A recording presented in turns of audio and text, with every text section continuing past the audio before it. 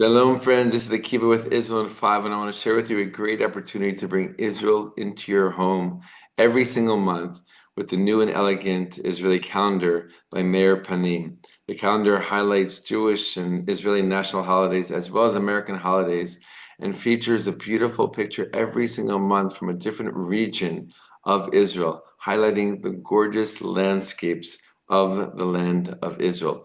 All you need to do is make a donation to Meir Panim and you'll get this calendar for free. Click on the link below or go to israel5.org/calendar to make a donation and get this beautiful calendar. The photographs are mostly from an incredible Israeli photographer named Laura Ben David, who unfortunately passed away recently.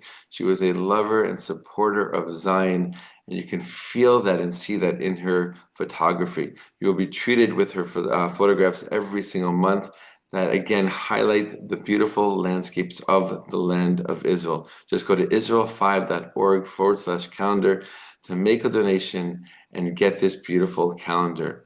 All donations support the continued work of Meir Panim, serving the underprivileged of Israel, whether that be families living below the poverty line, Holocaust survivors, or soldiers. Again, go to israel5.org/calendar, make a donation, get this calendar, and bring Israel into your home every single month and be treated with the beauty and spirit of Israel every single month. All the best, my friends, and be well. In this week's Torah portion, we see a very strong and direct reference to the tragedy that happened on 9/11. Let's explore it. Shalom, my friends. It's Akiva Gersh with Israel in 5, where we give you everything Israel in 5 minutes. Please like and subscribe. And if you have any questions or want to keep the conversation going, please do so below in the comments. Let's start off with something a little bit lighter first. At the very beginning of this week's Torah portion, Ki Tavo, it talks about the bringing of the first fruits. In ancient Israel, Israelites living in the land, farming the land, had to bring the first fruits from certain species of trees to Jerusalem as they were tending to these trees and as they were working on these trees, and they saw the first fruits come out on these trees. These were olives, dates, grapes, figs, and pomegranates. They would tie a little string around or by that fruit, so they knew that that was the first fruit that they saw. And when it became ripe, they would collect that fruit, put them in a basket, and have a whole ceremony and parade all the way to Jerusalem, where they would bring the first fruits. Typically, these first fruits were brought on the holiday of Shavuot. If they couldn't bring them then, they were allowed to bring them after until a certain time. But there's a whole beautiful ritual and again ceremony that the ancient Israelites did to bring these fruits to the temple in Jerusalem. And there they proclaimed a whole story, a whole issue of the people, the Jewish people coming to the land and planting in the fields, and God blesses them with bounty, and they bring some of that bounty to Jerusalem as a show of thanks, of gratitude. So really the driving force behind this commandment of the first fruits is showing gratitude for what you have, right? And coming to Jerusalem to thank God for all the blessing you have in your life. Now for 9/11.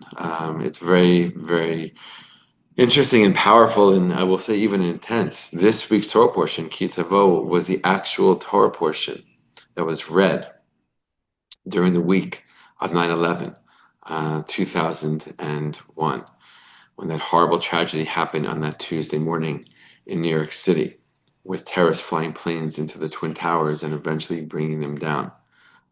And what does the Torah portion say towards the end of the Torah portion? It lists a whole long list of curses that will befall the people if they don't do what they're supposed to do. Right? If they don't follow the ways of God. And towards the end of that list is something very peculiar, different than all the other curses on that list. It says that a nation from far away will come, a nation whose language you don't understand, right? And it will swoop down like an eagle and take down the high places that you believe in. I mean, I don't have to say anything else, right? A nation from far away. These terrorists came from the Middle East, far away from America, speaking Arabic, a language that they don't understand, and swooping down like an eagle in planes, the modern day eagle, right? And taking out the high places, the Twin Towers that you believe in, right? The people believed in, trusted in. They're so strong, they're so tall, they'll never, they'll never go anywhere. right? And all the business and all the work that happens inside of it. People believed in it so deeply. And in a matter of minutes, it was all gone. It's an intense thing, right? I really don't know what to say about it myself. But the fact that it's even in the Torah at all, but not only that, when 9/11 actually happened, that was what we were reading in synagogues around the world as the weekly Torah portion, Ki Tavo, right? This week's Torah portion as well. It's a very, very intense thing. Like, what do we do with that? What do we make out of that? What was there a prediction in the Hebrew Bible and the Torah that this would happen?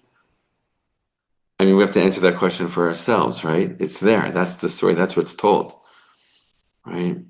Very, very interesting and I'd even say painfully strange parallel between the events of 9/11 and the Torah portion that was being read that very week.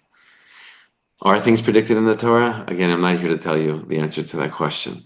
I am just here to share with you what's written in the Torah portion. But I'll give that question to you, all right, for you to think about. Very, very powerful. So this is an important time and a powerful time to think about the 3,000 people who lost their lives in that horrendous terror attack that day on the Twin Towers, on the Pentagon. Right? Another plane crashing outside of Boston or on its way to Boston. Right? So this is the day, this is the week that we remember 24 years later. Right? Those people lost their lives because terrorists were trying to attack America.